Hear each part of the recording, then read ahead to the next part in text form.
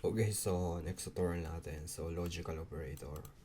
So yung logical operator naman, itong NN, ang tawag dito NN. So, retro niya true or false. So, kapag nagko-compare kayo ng dalawang, ano, diba comparison operator, kapag nagko-compare kayo ng dalawang variable, gagamitin yung NN. Kapag yung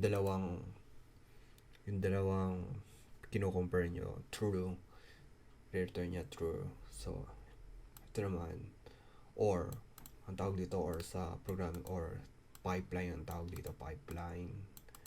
Kapag ito ginamit nyo, return niya true or false. Kahit isa lang yung true sa condition nyo, true ang i-return niya. Itong not, i-reverse niya yung yung result. Kapag true, kapag may not, i-return niya false.